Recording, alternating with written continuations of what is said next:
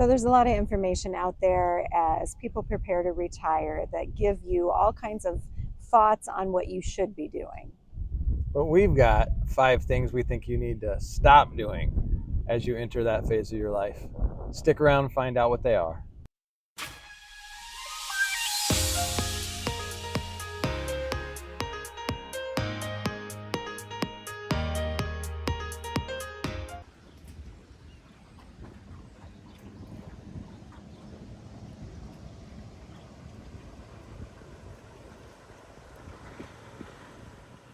Hi, I'm Rich.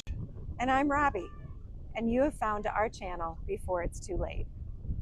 We're just doing this channel in hopes of helping people of our generation, or maybe a little younger, a little older, navigate this part of their life. We're trying to share some lessons we've learned, along with some mistakes we've made, hoping to help some people out.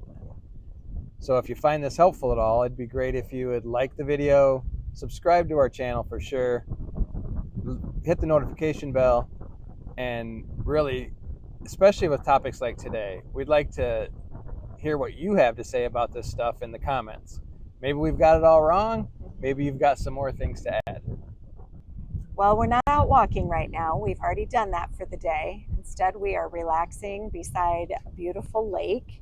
I had some family invite us to come for a weekend, and so that's what we did.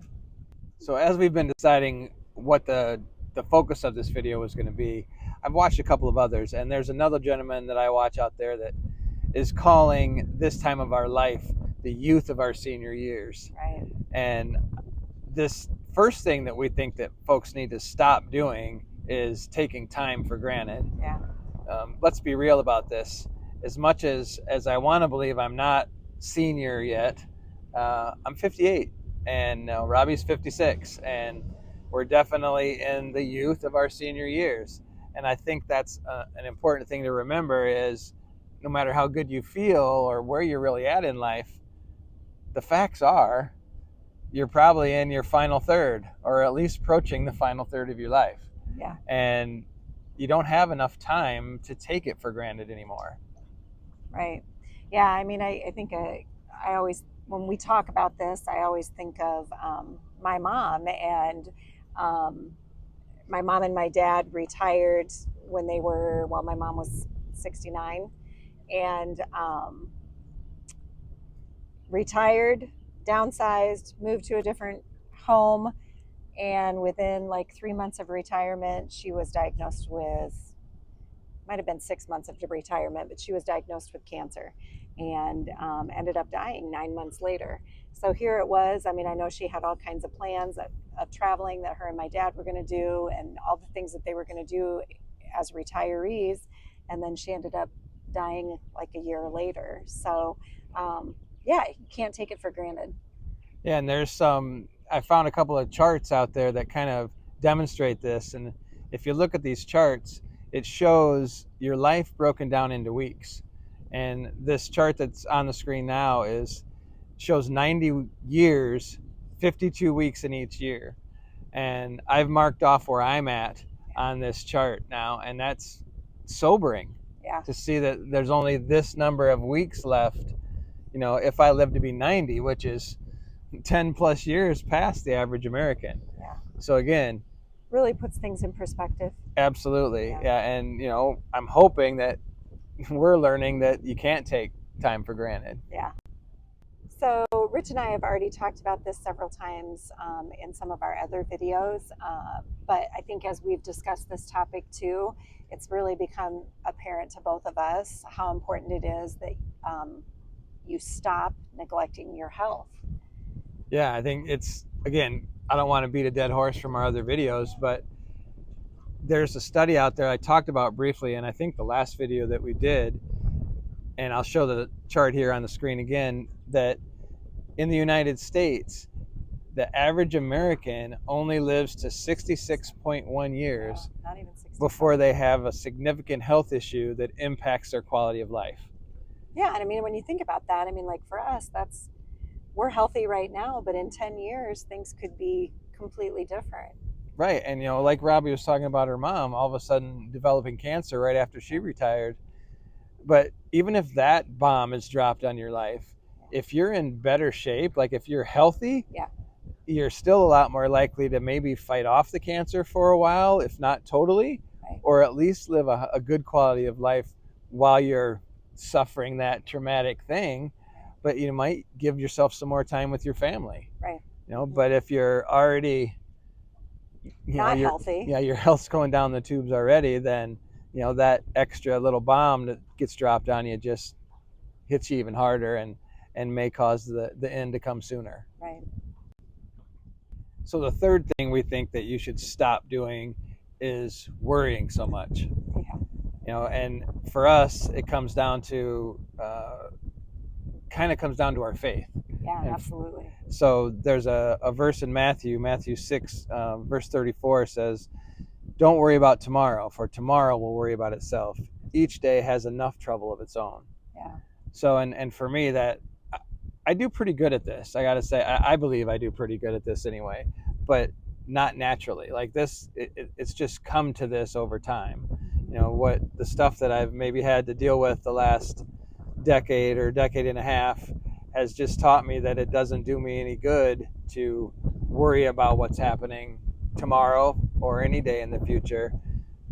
Just kind of take care of today for what it is and just move forward. He does a much better job of it than I do. Agree. I agree, yeah.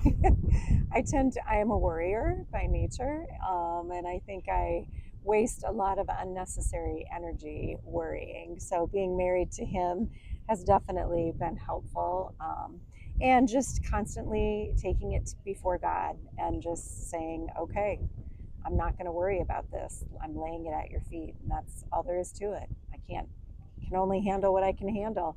And so I think being with Rich definitely helps me be better about the worrying, but I still struggle with it. Yeah, and there is a difference. I mean, another, I guess, word for worry is maybe anxiousness. Yeah. Right. Mm-hmm. But there's also a difference between fear and anxiousness. Yeah, for sure. If you have a bunch of fear in your life, it's supposed to be about things that are actually happening. Yeah. Right. If you're scared about a snake. Yeah, or you're legit. Or you already, maybe you have a bad diagnosis, or someone you know or love has a bad diagnosis of some form or another. You're scared for the future and you're fearful of what that's going to be. Right. We're not really talking about that so much. It's more about worrying about things that aren't even real yet, right? That worrying about things that are possible, or being anxious about the bad thing that might happen, the unknown, and not even, it hasn't happened yet, and there may be even better than 50% chance that it won't happen. Right. But, I think Robbie finds herself worrying about some of that stuff more than I do. Right.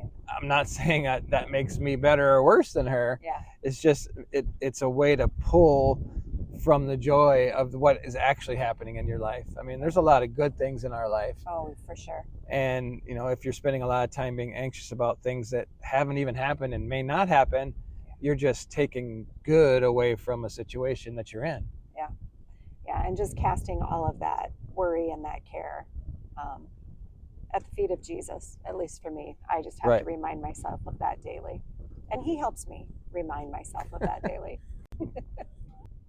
So the next thing I think we should talk about is stopping or limiting your time with negative people. I think we're at a place in our lives now where we've had good lives and we want it to be joyful. So trying to limit the time that we are around. I guess maybe the easiest way to say that is don't be spending time with people that you feel worse when you leave them than you did when you got there, right? Yeah, and the hard part of this is sometimes it's a family member or someone that you have a really kind of long-term relationship with, and for whatever reason over time maybe they have developed sort of a negative take on everything, and it just sucks the joy out of the room when you're with them. Sometimes you can't continue to try to put the happy spin on it when this person, whoever it might be, is always looking for the worst. Right. And again, we're not saying that you should stop seeing your sister. for example, because your sister's a negative we person. don't have any problems with any sisters. No, but it's more of you maybe you need to prepare yourself for that before you go into that situation, and saying, I know what happened last time we were together. It took me 2 days to recover and to put a smile back on my face afterwards. Get yourself in a place, get yourself talking inwardly, like have the positive self-talk, so that you can walk away from that saying, I wish that person was better, but I'm not going to let them steal my joy. Right. That's right. Right. And it's hard. Like it may come down to, you might have to have a conversation with somebody and saying, just, do you realize how negative you are? Right. Do you realize that your take on everything is coming from the worst possible angle? There's nothing wrong with looking at things like, hey, they're going to turn out okay. Yeah. Mm-hmm. You'll get disappointed every now and then, but you're going to be surprised at how much or how many times you will things into being good. Yeah, for sure. Yep. Okay, the last thing that we think you should do, and it's kind of a big one, is stop living with regret of what you've done in your past. Stop letting your past define you. And again, we've all made mistakes. Like, I'm totally aware that I've done some things in my past that I wish I wouldn't have done. But I've also not done some things in my past that I wish I would have done. Right? And I regret those. But you can't live in that space, because again, it's just going to suck the life out of you over time. Yeah. Rich was very helpful to me in this regard when we first started dating, and I often tell him this. So as Rich said, we both have many things in our past. All of us do, that maybe you wish I could get a do-over or do something different, or you have shame about or regret. When Rich and I first started dating, we were very transparent with each other about our past and the decisions that we had made that were wrong. When you're in your 50s, you've had plenty of time to make mistakes. Yes. Right? And if you're going to start a relationship that you hope is lasting, you don't want to spill that every 3 weeks through the rest of your life. No. So I think we were pretty intentional about getting all the junk out there right up front. Away. Yeah. And one thing he said to me right away as we started dating, at the very beginning, was that your past is your past. It doesn't, without your past, you would not be the person that you are today. And he would often tell me, I didn't know you then. I only know you now. And this is who I like, and this is who I love and want to be with. And that has always been very helpful to me in letting go of past regrets and letting go of shame, for sure. Yeah, I mean, we all know people that are just kind of living in that space where they're weighed down by something or someone or whatever is in their past. For me, there's things that I didn't do. Like I said, like there was a time when I thought I should go to law school, and that gets brought up every now and again with my kids or whatever. And it's just a matter of, I regret maybe not taking that step 25 years ago. But if I would have taken that step, my life would be totally different. Maybe I wouldn't have the kids that I have. I wouldn't have the wife that I have. And you have to, and I guess I don't want to speak, you don't have to. I'm just saying your life will be better if you find joy in the decisions that you made and the lessons that you learned along the way that brought you to the place where you are today. Absolutely. Yep.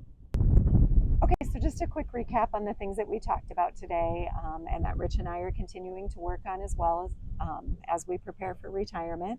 Stop taking time for granted, for sure. Stop neglecting your health. Stop worrying so much. Stop spending time or limit your time with people that suck the joy from your life. And stop living with regret. Stop living with regret. Yeah. And don't get us wrong. We're not perfect. We don't do this all the time. No. But I tell you what we found is the days that you can do these things are your best days. Yep. There's a lot of joy, much more joy. A lot more happiness, a lot less anxiousness. Yes. A lot more fun. Yeah. Lighthearted. Fun. That's great. Yeah. So again, if we've helped you, it'd be great if you'd subscribe to our channel and like the video. if we've missed some stuff, leave us a comment. Yeah. We'd love to know what you think or what you stopped doing to be able to live more fully. And I'm sure there's other people out there that can learn from, hopefully, us and you, if you take the time to leave us a comment. So thanks for watching our channel, And and God God bless. bless.